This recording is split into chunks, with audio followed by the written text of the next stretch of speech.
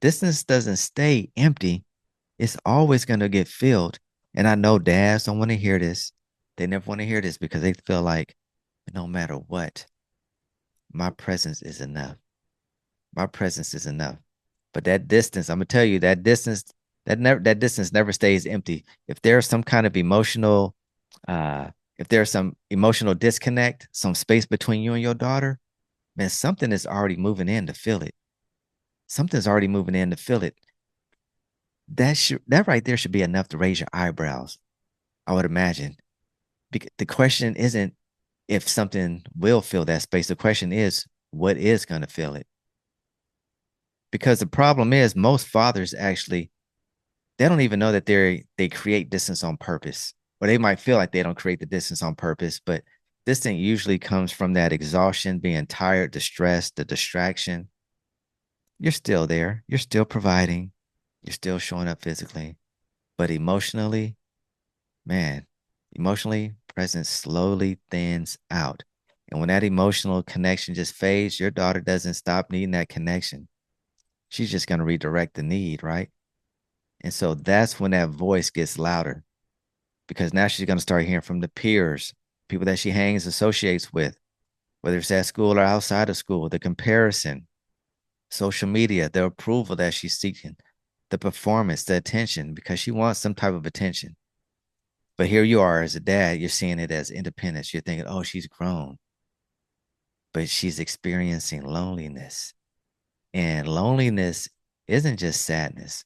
Loneliness is disconnection with that, without an explanation. And you think about every time that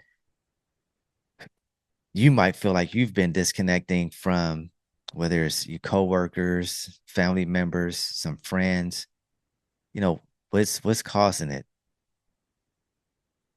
and who's going to have the loudest voice in your ear and who can you trust? But anyway, kids really they don't understand why that distance exists. All they do is assume that it's about them. That's all they're going to do. Now, here's the truth.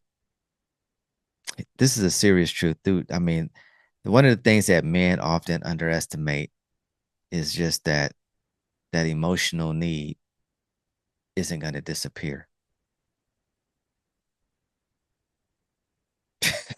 That's not true. That's not true. Emotional needs just don't disappear, especially in your daughter. She's not built like you. What's going to happen is just going to migrate. And so when you think about the research, it constantly shows that strong father daughter emotional connection just it when you have that connection, it's actually it gives them the inner power, the inner strength that just to sustain and be more resilient. Their self-worth is higher, reduce reliance on outside influences. They're not looking for that external validation. And so that means when that connection weakens at home, validation is going to get outsourced. Loneliness doesn't make kids rebellious, it makes them vulnerable and vulnerable to voices that don't have their best interests at heart. That's the part that you need to raise up and think about. Now, this is where structure saves you from guilt. We're going back to that brace method. That brace method. BRACE. Brace. B, breathe. Breathe before you engage. The R, recognize, right? Recognize that loneliness underneath the behavior. I mean, we have to be able to see between the lines. I mean, you're good at whether I mean you're a first responder, especially in law enforcement. You can just kind of you tell you know when people wearing a mask, when they're covering up something, when they're concealing something, like they're not telling the truth. You have to dig a little bit deeper because a lot of youth or especially girls, they're gonna wear their emotions on their sleeves. You just have to recognize it. A, align, connect. That connection beats correction all the time.